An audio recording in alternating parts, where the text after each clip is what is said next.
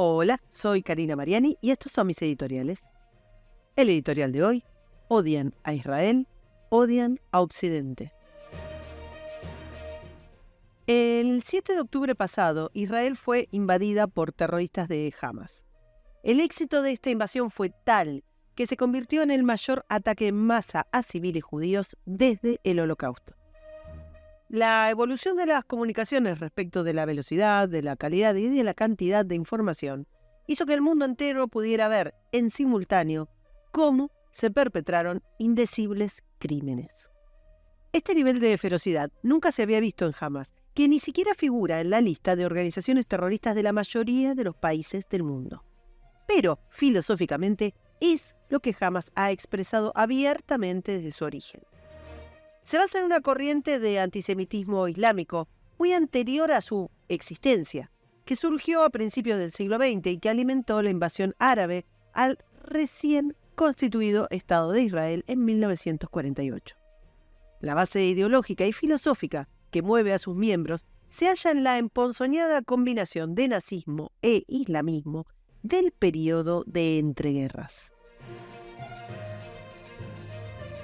La Hermandad Musulmana se estableció en Egipto a fines de la década de 1920 para luchar contra el mandato británico, contra la influencia de la cultura occidental, especialmente en lo relacionado al estatus de las mujeres, y para implementar la Sharia. La fundó un joven musulmán llamado Hassan al-Banna, que admiraba a Adolf Hitler y se identificaba con su odio hacia los judíos, tanto que le escribía persistentemente para expresar su admiración y deseo de colaboración con el partido nazi.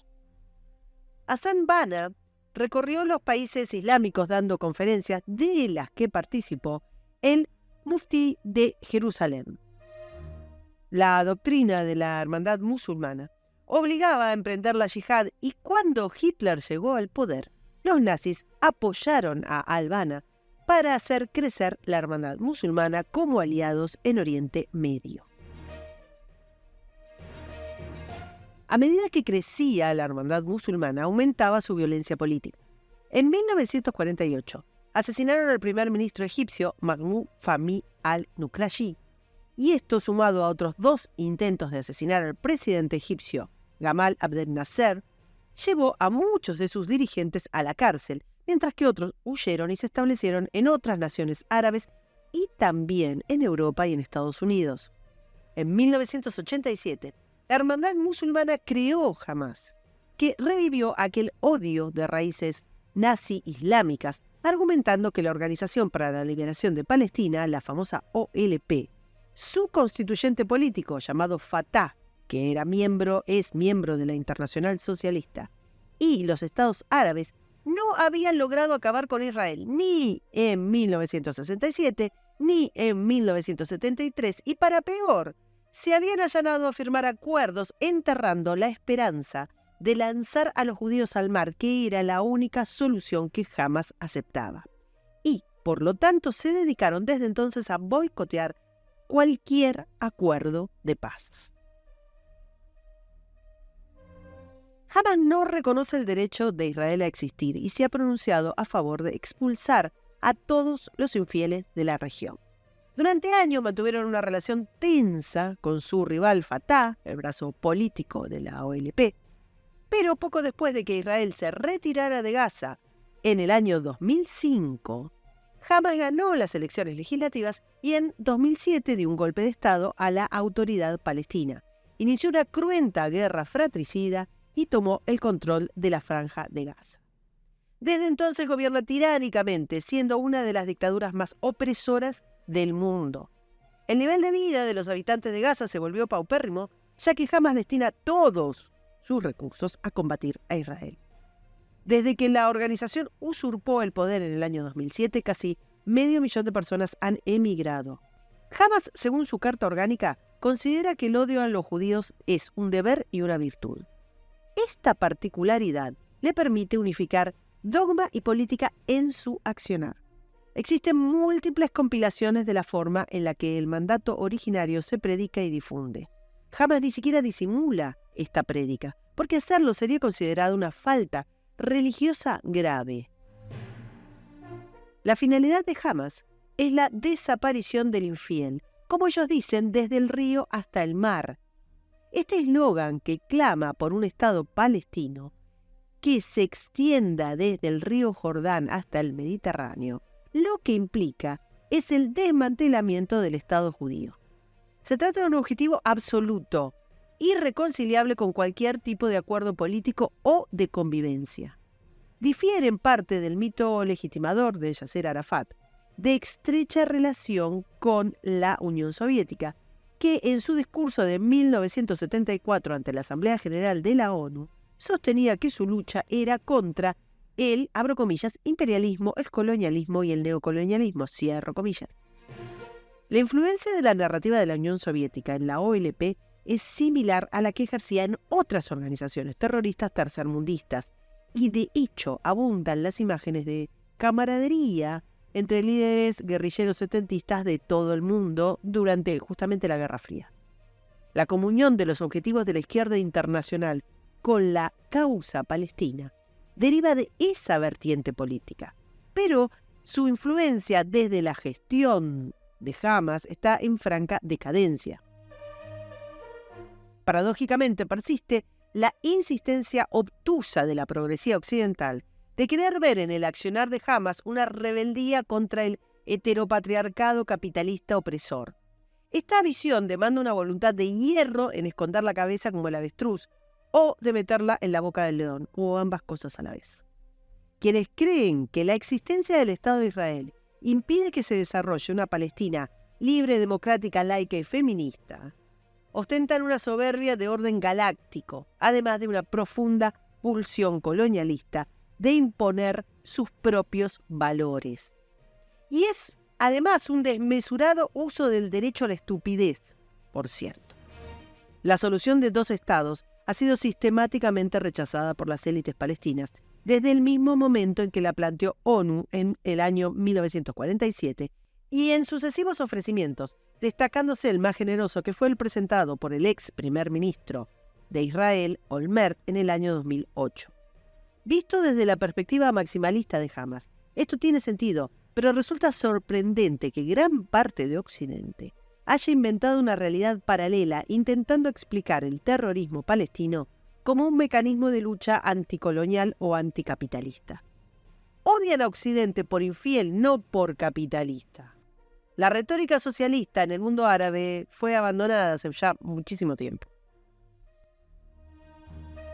Pero aún dentro de esa cosmogonía, Israel mismo es un estado poscolonial que luchó contra el Imperio Británico y que se constituyó con quienes habitaban miserablemente la región, al igual que el resto de las naciones, demarcadas y fundadas en la misma época como Jordania, Siria o tantas otras. Sus habitantes sufrieron los mismos desplazamientos que el resto de la población, y su composición étnica es similar a la de los países vecinos. La diferencia es que son judíos, y se trata de una sociedad tan occidentalizada que resulta ser la única democracia liberal de la región, vale decir, la única en la que el concepto de derechos humanos tiene cabida. Sin embargo, es justamente desde Occidente donde surge una condena sistemática a Israel. Condena que termina justificando todos los ataques a un país diminuto, que no ha cesado de defenderse del acoso de todos sus vecinos desde el primer día de su fundación. Y para mayor abundamiento, esta condena no se ha modificado ni por el color del gobierno de turno, ni por las diferentes estrategias para afrontar el conflicto constante. Mientras la masacre del 7 de octubre se perpetraba, las hordas de justificadores del terrorismo palestino comenzaban una batalla comunicacional preventiva que les permitiera mantener su dogma victimizante. Esta batalla no se libraba en el mundo real, donde miles de personas morían de las formas más horrendas en el suelo israelí. La batalla de los justicieros sociales tenía lugar en los medios y en las redes, intentando socavar los argumentos a favor del derecho a la defensa del Estado judío. Es el famoso apero, con el que se busca instalar que los israelíes tienen la culpa de su propia carnicería. Se culpa a Israel de genocidio, a pesar de que la población palestina se ha quintuplicado desde el nacimiento de Israel. Se culpa a Israel de invasión, a pesar de que el pueblo judío lleva allí más tiempo que ninguna otra comunidad étnica o religiosa del mundo.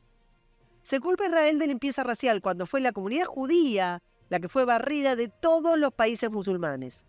Se culpa a Israel de apartheid cuando la sociedad israelí es, en la zona, la única, diversa, multirreligiosa y la que brinda trabajo a decenas de miles de palestinos. Ningún país de la región ha padecido tantos atentados de palestinos como Israel. Y ningún país de la región, que entre paréntesis son todos totalitarios, degradantes para la condición femenina, atroces con los homosexuales, incapaces de cualquier tipo de tolerancia, ha sido sancionado. Insisto, ningún país de la región ha sido tan sancionado y señalado como Israel. Esto se llama israelfobia, un desprecio socialmente aceptado porque desagrega a los habitantes de la existencia misma del país, atacando su origen, fundación y soberanía. Este desprecio existe en miembros de la ONU y de la Unión Europea, y existe en las universidades y en las escuelas, y en los partidos políticos, en espacios culturales y artísticos y en todos lados. Existen las marchas que se organizan en todo el mundo cada vez que Israel se defiende de la lluvia de cohetes que le llueve desde Gaza. La israelfobia forma parte de un conjunto de creencias lujosas, tan frívolas y tan falsarias como cualquier otro postureo o creencia progre que pueden ser sobre la esclavitud, sobre el género, sobre la ecología o la colonización.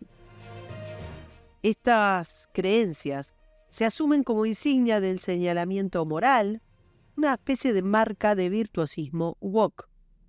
La misma reescritura de la historia, el mismo ocultamiento de los datos, el mismo mecanismo de gerenciamiento de colectivos victimizados, el mismo relativismo moral. Resulta curioso que quienes son capaces de ver la larga mano de la narrativa izquierdista en la leyenda negra de la conquista, o en las agendas calentológicas o de género, no vean detrás de la israelfobia a los mismos actores y a la misma metodología en el relato que plantean al unísono, sin una sola fisura, tanto en Argentina como en España, como en Francia, como en Escocia, como en todo el mundo. Es muy difícil entender la actitud de complacencia occidental con quienes claman por la destrucción de Occidente. Pero no sorprende. Una cultura que se niega a defender su propia supervivencia y que es feroz criticando a otros cuando estos se protegen, es una cultura decadente. ¿Preferirían acaso que los israelíes abandonaran su país y así terminar con este molesto conflicto? ¿O que depusieran las armas y esperaran indefensos los apuñalamientos, las bombas y los cohetes? ¿O que forzaran simetría en una guerra asimétrica para calmar las conciencias de quienes a miles de kilómetros no han corrido jamás a un refugio ni han sido nunca asediados? El asesinato en masa del 7 de octubre es una muestra más de la forma en que Hamas comprende esta guerra, y solo prestando atención a lo que los líderes religiosos y políticos vienen diciendo durante años, se puede entender la matanza que perpetraron en el último ataque. Hamas no es lo que la izquierda, los intelectuales, los periodistas del mainstream y los superficiales prendevelas del mundo quieren que sea. Hamas es lo que dice su carta orgánica, lo que dicen sus clérigos y lo que dicen sus comandos. Por más fuerza que haga Occidente para interpretarlos, la verdad es simple y está al alcance de la mano. El 7 de octubre ocurrió algo más. Un incomprensible fallo en la protección de las fronteras permitió durante horas que los terroristas camparan a sus anchas sin presencia militar, control o represión, tal como le gustaría a la progresiva bien pensante que fuera siempre. Esta oportunidad impensada les permitió a los terroristas hacer el más cruento de los daños, mostrar una faceta de Hamas que el mundo no había visto. Fue como si, al ver que no tenían contraparte, hubieran dejado volar sus reales instintos y cometieron los actos más inhumanos. El grado de goce que mostraron ante el dolor ajeno, que quedó profusamente filmado por los propios chacales en una orgía de autocelebración, expuso hasta qué punto la organización se ha convertido en una amenaza contra la especie humana. Dispararon a mansalva a las personas en las paradas de los buses, adentro de sus autos, en los cuartos de los niños. Prendieron fuego mientras estaban vivas a familias enteras. se ensañaron con los ancianos y degollaron bebés. Además de las torturas, las violaciones y fusilamientos, tuvieron tiempo de discriminar a las víctimas por nacionalidad, sexo y religión para aplicar su saña dependiendo de las características de la presa.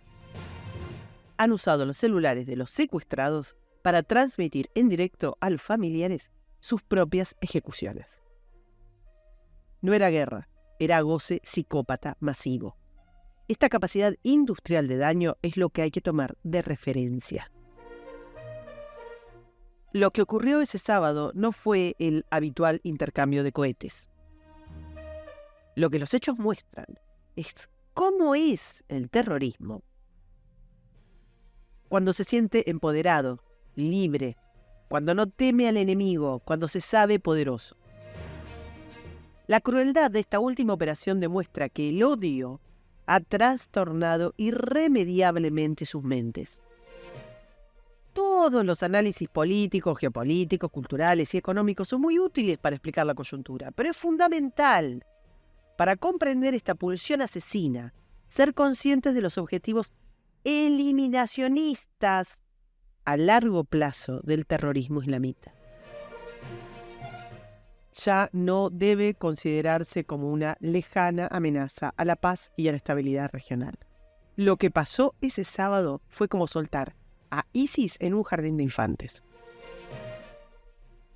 En paralelo, aparecen manifestaciones en apoyo a las acciones de los terroristas en el corazón de Occidente.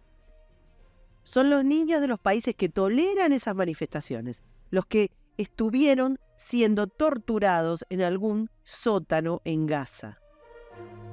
Y aún así se lo justifica.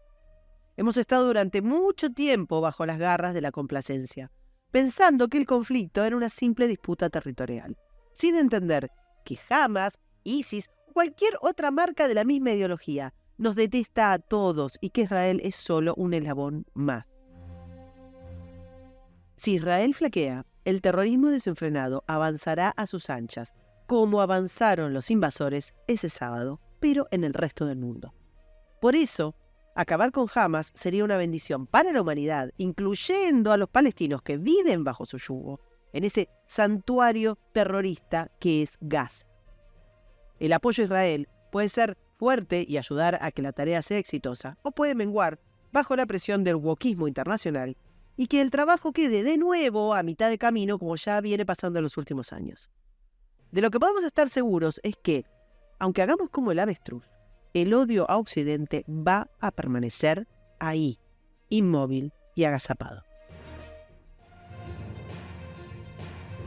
Para escuchar todos los editoriales, suscríbete, me gustealo, compartilo y nos vemos en la próxima. Muchas gracias.